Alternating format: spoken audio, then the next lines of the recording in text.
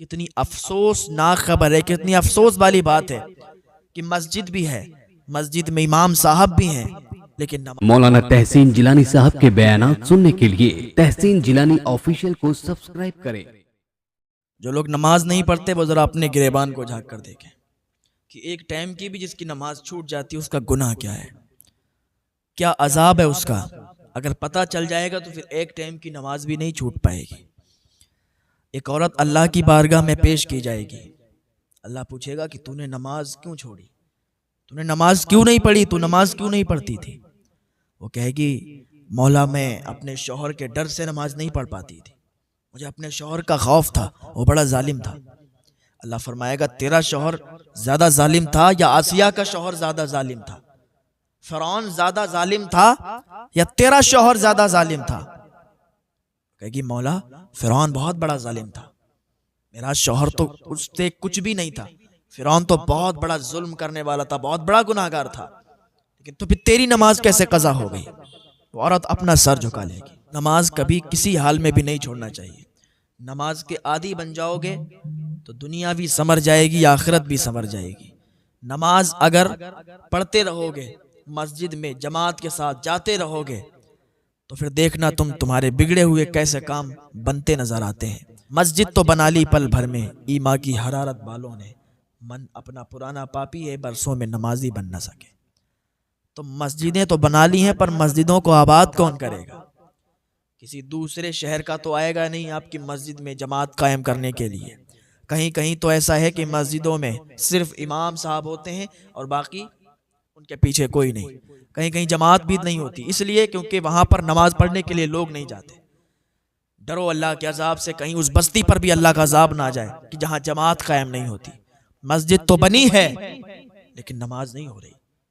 कितनी अफसोसनाक खबर है, कितनी अफसोस वाली बात है कि मस्जिद भी है, मस्जिद में इमाम साहब भी हैं, लेकिन नमाजियों का पता नहीं। मैं आपको बहुत से गांव ऐसे गिना दूंगा कि जहां मस्जिदें बनी हैं वहां जमात कायम नहीं हो रही। इमाम साहब नमाज अपनी पढ़ते हैं, अजान पढ़ते हैं, नमाज पढ़ते हैं, बस लोग नहीं आते। एक दो नमाजों में आ जाते हैं तो आ जाते हैं, वरना लोग नहीं आते। डरो अल्लाह के अजाब से, कहीं अल्लाह का अजाब ना कायम हो जाए, कहीं अल्लाह का अजाब ना आ जाए। ये जलजले आ रहे हैं, ये सब देखने को मिल रहा है, ये हमारी खुद की खराबी है। ये जो हम पर आफतें आ रही हैं, मुसीबतें आ रही हैं, ये आपकी हमारी गलती है और आपकी और हमारी ही वजह से ये सारी परेशानियां आ रही हैं। अगर आज भी हम नेक बन जाएं, अगर आज भी हम नेक बन जाएं तो ये सारी मुसीबतें, सारी परेशानियां हमारे सर के ऊपर से खत्म हो जाएंगी। बस वक्त है कि बस अल्लाह की बारगाह में ताइब हो जाओ, अल्लाह की बारगाह में आ जाओ, अपने आप को अल्लाह के हवाले कर दो, फिर तुम देखो कि तुम्हारे कैसे बिगड़े हुए काम बनते हैं।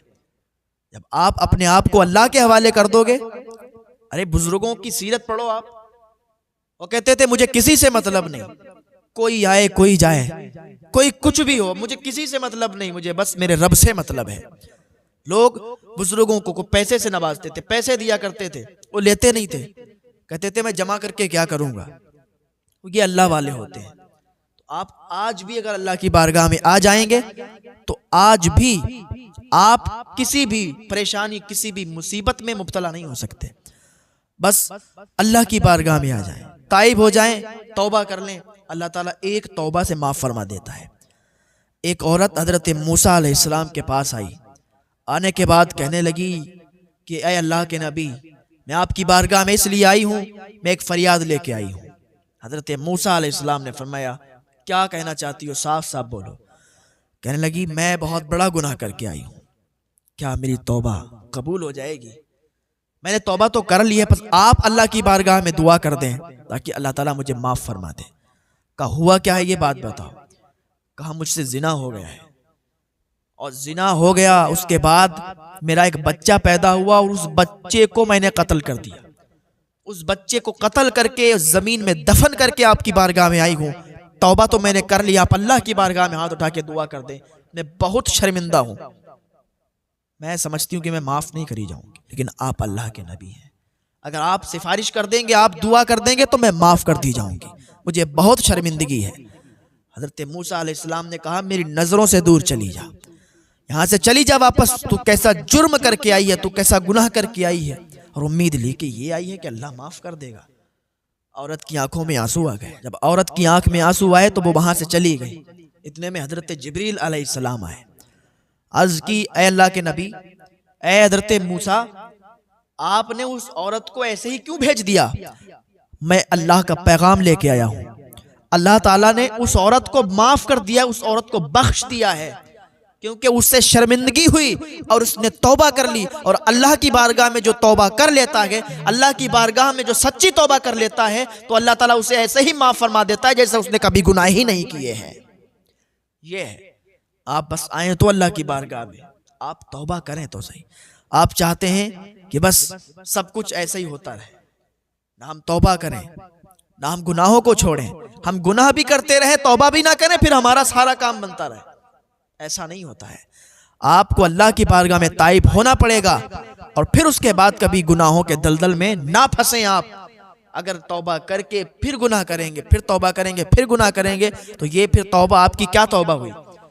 तौबा तो वो हो कि आप एक बार तौबा कर लें, दोबारा उस गुनाह को ना करें, तो समझ लें कि आपकी तौबा कबूल होगी।